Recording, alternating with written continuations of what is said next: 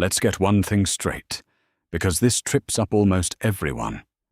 Sex and intimacy are not the same thing. You can have one without the other. You can have both. You can have neither.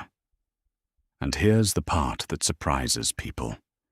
You can have amazing sex with someone and still feel like total strangers. Think about it. Have you ever been physically close to someone and felt completely unseen? That's not a hypothetical. That's Tuesday night for a lot of couples. Intimacy, real intimacy, is about being known. It's the feeling of, you see me, all of me, and you're still here. Sex can be a part of that. But sex without emotional safety is just proximity. It's two bodies in the same bed and two separate worlds. Now here's where it gets interesting, because this is a finance channel, right? So why am I talking about intimacy? Because money is one of the fastest ways couples either build intimacy or destroy it. Faster than almost anything else. Financial infidelity, hiding purchases, secret accounts, lying about debt, is now cited in nearly 1 in 3 divorces as a contributing factor. Not adultery, not a lack of chemistry. Money secrets. Take Toby and Leah. Married 4 years. From the outside, great relationship. Toby told me, our sex life was honestly fine. But I felt like I was carrying something alone, and I couldn't figure out what.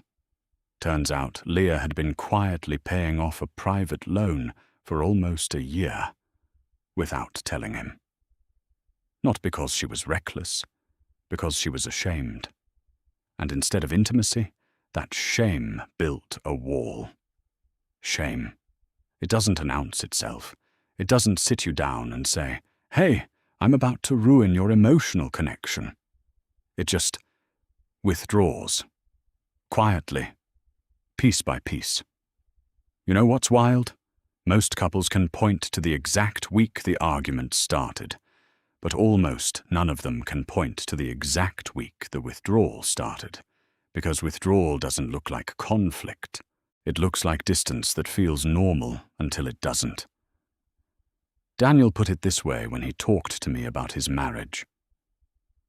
We never really fought about money. We just stopped talking about it. And somewhere in there, we stopped talking about everything else too. That's the pattern. Financial secrecy doesn't usually explode. It erodes. And because it's quiet, couples mistake the erosion for something else. A busy season, stress at work, falling out of love. When really, it's one partner protecting themselves from judgment, and the other partner slowly feeling shut out without knowing why. Here's something honestly kind of uncomfortable to admit.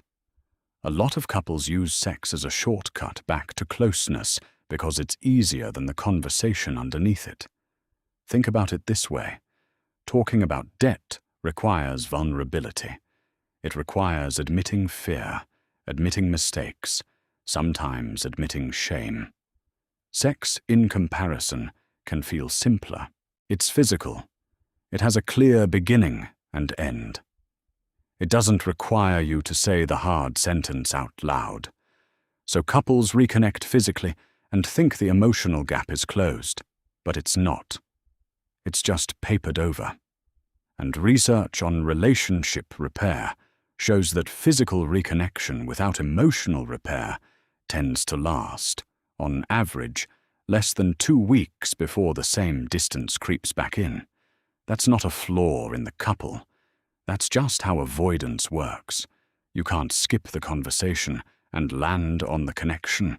So what does real intimacy look like, especially around money?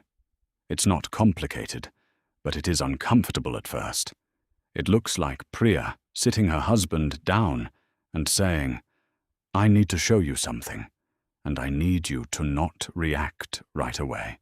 Just listen. It looks like Kwame admitting, I've been scared to check our savings account because I don't want to know how bad it is.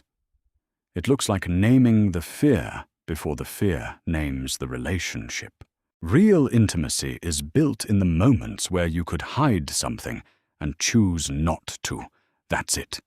That's the whole formula. Every time you choose disclosure over protection, you're building trust. Every time you choose secrecy, even a small one, you're building distance. And look, this isn't about dumping every financial anxiety on your partner at once. It's about consistency. Small, honest moments, repeated over time, build something sex alone never can. Safety. If you're the partner who tends to withdraw when money gets stressful, here's something to sit with. Your silence might feel like protection. To you, it feels like, I don't want to burden them. But to your partner, silence usually feels like exclusion, like you don't trust them with the truth. And if you're the partner who tends to push for answers, here's something for you too. Pressing for immediate transparency when someone's still processing shame can backfire. Sometimes the most intimate thing you can say isn't, "Tell me everything right now." It's, "I'm not going anywhere. Take your time." Intimacy isn't one person confessing and the other person forgiving. It's both people staying in the room when it would be easier to leave it. So here's what I want you to walk away with.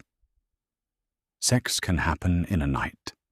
Intimacy takes longer, and it's built in the small, unglamorous moments where you choose honesty over comfort.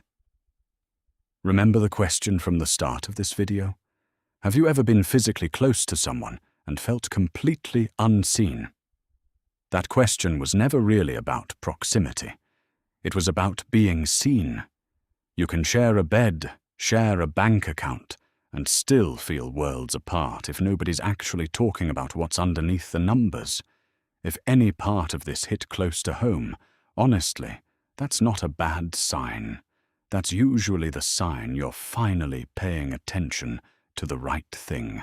If this helped you see your relationship a little differently, subscribe, because next week we're breaking down exactly how to have the money talk without it turning into a fight, step by step.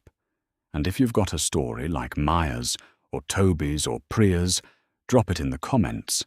You'd be surprised how many people need to hear that they're not the only one. Because the truth is, closeness was never really about what happens in the bedroom. It's about what happens when the lights are off and you finally tell the truth.